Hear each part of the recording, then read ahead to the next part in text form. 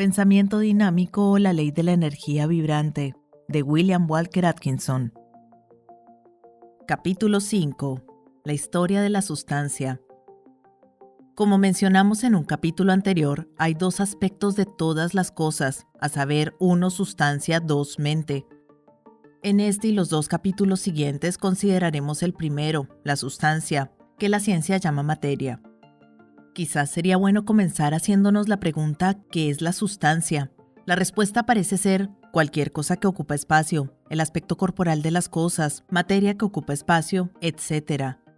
Algunos escritores han hablado de la sustancia como algo tangible, que se puede sentir, pero esta definición no es suficiente ya que hay formas de sustancia demasiado finas para ser sentidas. Entonces quizá la definición el cuerpo de las cosas es tan buena como cualquier otra tomada en conexión con la idea de que ocupa espacio. La ciencia divide la sustancia, a la que llama materia, en 4 clases generales.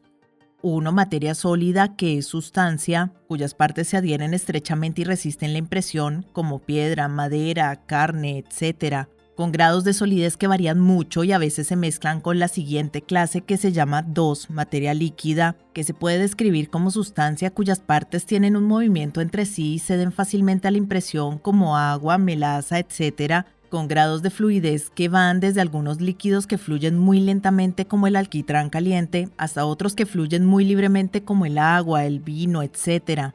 La propiedad de la fluidez también se comparte con la siguiente clase que se llama 3, materia eriforme, que es sustancia en forma de fluido elástico como aire, gas, vapor, etc. Y 4, materia radiante, que es de reconocimiento reciente y que es una forma ultragaseosa de sustancia completamente diferente de cualquier cosa conocida anteriormente, que consiste en las partículas más pequeñas de corpúsculos de sustancia más fina y sutil que la forma más rara de sustancia atómica conocida por la ciencia. Las 3 clases están bien representadas por 1 tierra, que es sólida, 2 agua, que es líquida, y 3 aire, que es eriforme. Y la 4ª clase, los corpúsculos o electrones o partículas de sustancia electrificada, notadas por primera vez en conexión con los rayos X, el radio, etc. Pero hay que recordar que estas 4 clases de sustancia no son fijas ni permanentes. Al contrario, son cambiantes ya sea bajo presión, cuando se someten al calor o bajo la influencia de la electricidad, etc. De hecho, la palabra condición es más aplicable que el término clase. La condición o clase de una partícula de sustancia puede cambiar a otra clase o condición mediante la aplicación de los agentes mencionados anteriormente. La misma sustancia puede existir en 2 o 3 clases bajo diferentes circunstancias. Los sólidos pueden convertirse en líquidos, los líquidos pueden convertirse en gases y viceversa. Los metales pueden derretirse y convertirse en gas según el grado de calor aplicado. Los líquidos pueden convertirse en vapor mediante la aplicación de calor o en sólidos mediante la retirada de calor. Por ejemplo, podemos observar el agua, que es un sólido en la condición de hielo, un líquido en la condición de agua y vapor en la condición de vapor. El mercurio es un metal que se encuentra en una condición líquida a nuestra temperatura habitual, pero que se convierte en sólido cuando se somete a una temperatura muy baja y puede transformarse en gas bajo una alta temperatura. El aire es un vapor a nuestra temperatura habitual, pero se ha transformado en aire líquido bajo una presión tremenda, lo que produjo una temperatura muy baja y teóricamente podría convertirse en sólido bajo una temperatura suficientemente baja, aunque hasta ahora la ciencia no ha sido capaz de producir un grado de frío suficiente para congelar el aire líquido. Todo se reduce a congelar, derretir y evaporar en todas las formas de sustancia, y cualquier sustancia, al menos teóricamente, es capaz de ser sometida a cualquiera de las 3 condiciones mencionadas y manifestarse en las condiciones respectivas de sólido, líquido y aeriforme. Esto puede lograrse en realidad con la mayoría de las sustancias en la actualidad, aunque en algunos casos no podemos producir una temperatura lo suficientemente alta para derretir y evaporar ciertas sustancias sólidas por un lado, o una temperatura lo suficientemente baja para licuar o congelar sólidamente ciertos vapores. Pero el intenso calor en el centro de la Tierra puede derretir rocas y mostrarlas como lava líquida que fluye desde los volcanes, y la ciencia enseña que la sustancia sólida de la Tierra y otros planetas, soles, etc., existía en forma de vapor en un momento dado y volvería a asumir esa condición en caso de una colisión con otro gran cuerpo que convertiría el movimiento en calor intenso que primero derretiría y luego vaporizaría cada partícula sólida de la cual está compuesta la Tierra.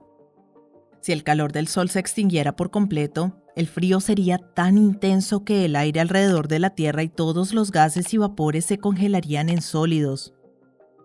En física, el término gas se aplica generalmente a una sustancia que es eriforme a nuestra temperatura habitual, pero que puede licuarse a baja temperatura. El término vapor se aplica generalmente a la condición aeriforme de sustancias que son sólidas o líquidas a nuestras temperaturas habituales, pero que pueden ser evaporadas por calor y así transformarse en una condición aeriforme, volviendo a su forma original al enfriarse. Sin embargo, estos términos son técnicos y prácticamente no hay diferencia entre un gas y un vapor. En las declaraciones anteriores sobre la posibilidad de la transformación de cada una de las formas de sustancia en otras formas, la referencia se ha aplicado solo a las tres formas más conocidas, es decir, sólido, líquido y aeriforme. La cuarta forma o estado de sustancia, conocida como materia radiante, es de descubrimiento demasiado reciente para permitir que se observen con precisión sus propiedades. La mejor y más reciente opinión de la ciencia, sin embargo, es que constituye lo que podría llamarse materia primordial, es decir, la sustancia de la cual surgen todas las demás formas, estados, tipos y variedades de sustancia, la materia a partir de la cual están fabricadas. La ciencia parece estar descartando la teoría del éter sobre el origen de la materia a favor de esta materia primordial. La ciencia física divide la sustancia en masas, moléculas y átomos, al menos así lo hacía la antigua ciencia física, pero los investigadores más recientes ahora ven que incluso el átomo puede subdividirse. Sin embargo, por el momento podemos seguir utilizando los términos antiguos. Consideremos estas divisiones. Una masa es una cantidad de sustancia considerada como un todo, pero que está compuesta por una colección o combinación de partes, moléculas. Un trozo de carbón, un pedazo de hierro, una porción de carne, incluso una gota de agua es una masa. El único requisito para una masa es que contenga dos o más partes o moléculas. Por lo tanto, una masa es una colección o combinación de dos o más moléculas consideradas como un todo. Una molécula es la unidad física de sustancia o, en otras palabras, la parte más pequeña de cualquier tipo de sustancia que puede existir por sí misma y seguir siendo ese tipo particular de sustancia, pero no la parte química más pequeña. Esta última se llama átomo y los átomos se combinan para formar una molécula. La molécula existe como una unidad y no puede dividirse o separarse por medios físicos, aunque puede separarse en átomos por medios químicos. Para que podamos formar una idea clara de una molécula, tomemos una masa muy pequeña de materia, una gota de agua, por ejemplo. Esta gota de agua es una masa compuesta por un gran número de moléculas. Se puede dividir y subdividir en partes más pequeñas y aún más pequeñas. Esta división puede llevarse a cabo hasta llegar a un punto donde nuestra vista e instrumentos no pueden hacer una subdivisión adicional. Pero teóricamente el trabajo puede llevarse a cabo aún más lejos hasta que finalmente se alcance un límite donde no podamos dividir el agua en partes más pequeñas sin separar sus constituyentes químicos entre sí, en cuyo caso ya no habría agua ya que sus constituyentes químicos o átomos se habrían separado y ahora aparecería como dos átomos de hidrógeno y un átomo de oxígeno separados y aparte y ya no formando una molécula de agua.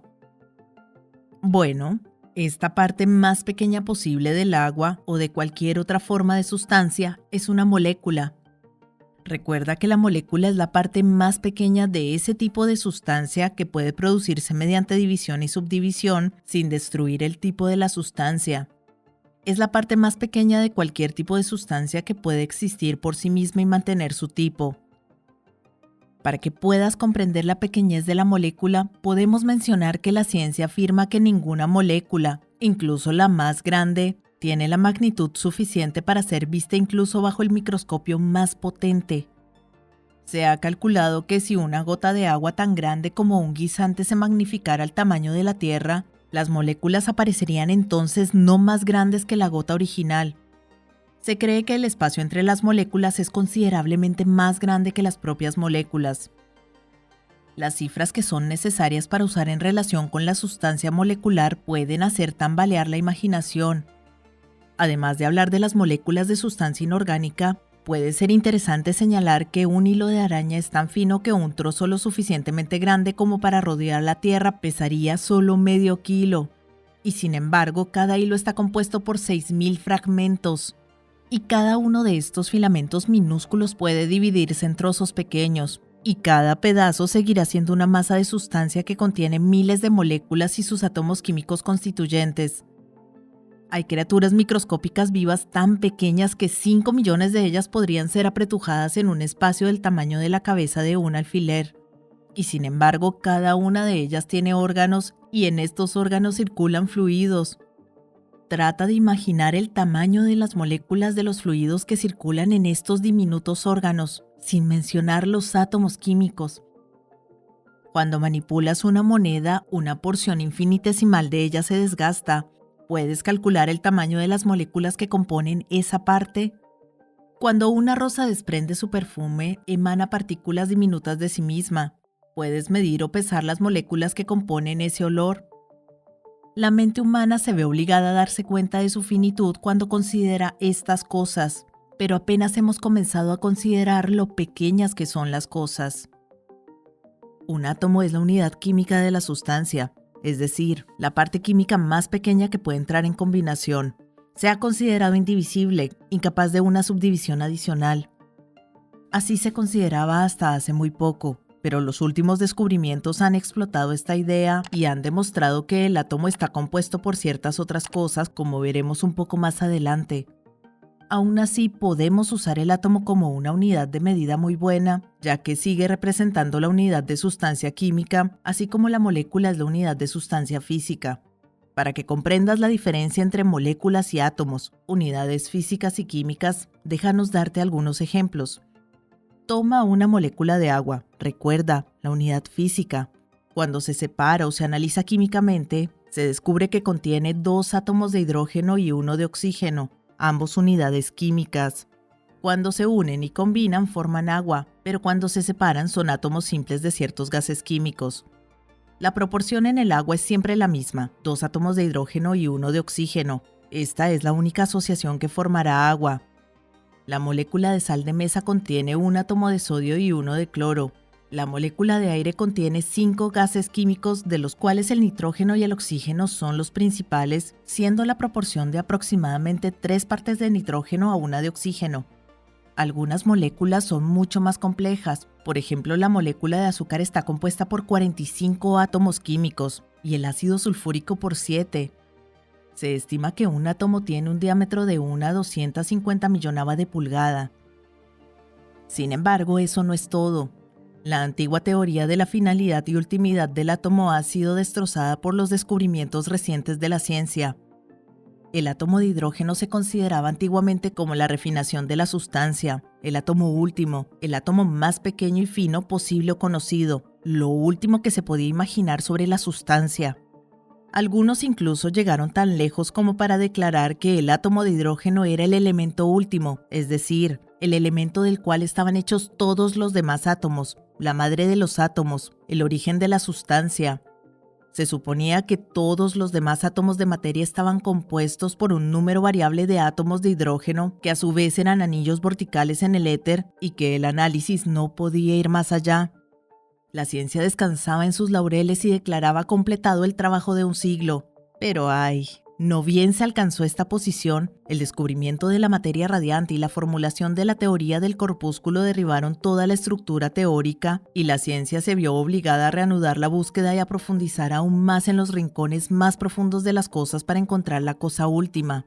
No obstante, los átomos aún existen, aunque su finalidad ya no se insiste. Los hechos permanecen aunque la teoría haya caído.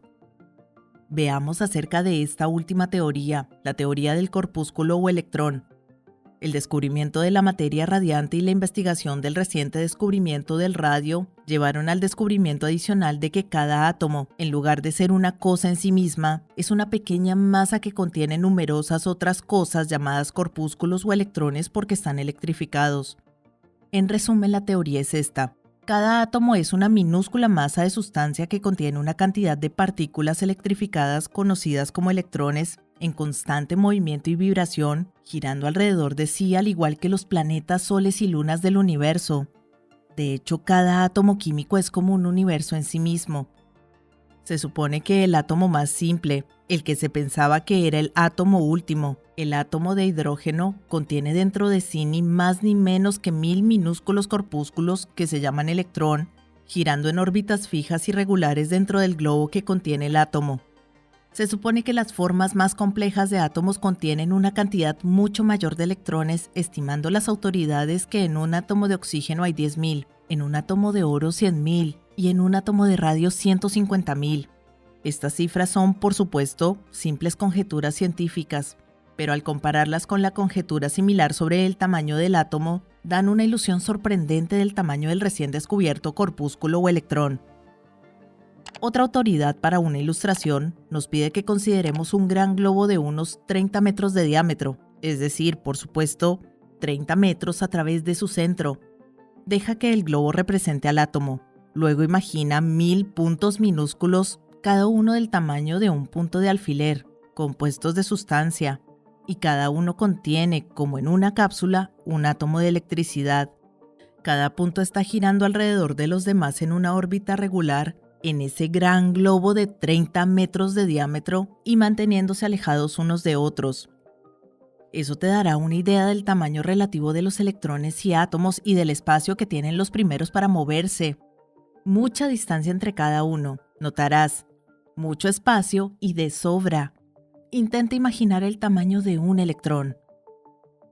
Muchos lectores de las revistas han estado confundidos en cuanto a la relación entre los corpúsculos y los electrones o iones, como algunos han llamado a estos últimos.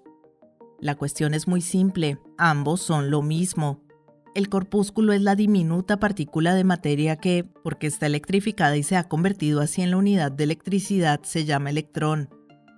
Desde el punto de vista de la sustancia, llamamos a la diminuta partícula corpúsculo. Desde el punto de vista de la electricidad, la llamamos electrón. Estos electrones son las diminutas partículas que emanan del polo en el tubo de Crookes y constituyen lo que se conoce como rayos X, rayos catódicos, etc. También son partículas que son despedidas y emitidas por el radio y sustancias similares. Existen en el átomo, como se explicó, pero también se encuentran libres e independientes y en este último estado son arrojadas por los mencionados rayos y por el radio, etc.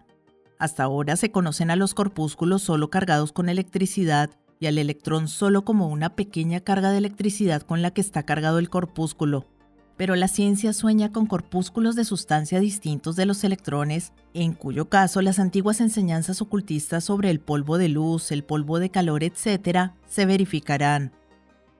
El electrón contiene una carga poderosa de electricidad, tanto, de hecho, como un átomo. Puede llevar de 1000 a 150.000 veces su tamaño. Pero la ciencia se pregunta cómo estas partículas altamente cargadas logran mantenerse juntas en el átomo tan rígidamente coherentes como para parecer indestructibles. Creemos que podremos obtener una pista sobre este asunto un poco más adelante en este libro. La ciencia, o al menos algunos científicos, se preguntan si el remolino o vibración del corpúsculo no podría producir lo que llamamos electricidad y si, cuando este movimiento se intensifica, no emitirán ondas de electricidad. El escritor está completamente de acuerdo con esta idea y encuentra que se ajusta estrechamente a sus propias teorías sobre sustancia y movimiento. Sin embargo, se advierte al lector que no caiga en el error de muchos escritores populares recientes sobre el tema, algunos de los cuales han utilizado términos destinados a transmitir la idea de que el corpúsculo, electrón, es la electricidad misma, en lugar de diminutas partículas de sustancia llamadas corpúsculos cargadas con la carga unitaria de electricidad y por lo tanto llamadas electrones. Pero en realidad la electricidad solo nos es conocida asociada con alguna forma de sustancia y no como una cosa en sí misma. Veremos la razón de esto a medida que avancemos en este libro.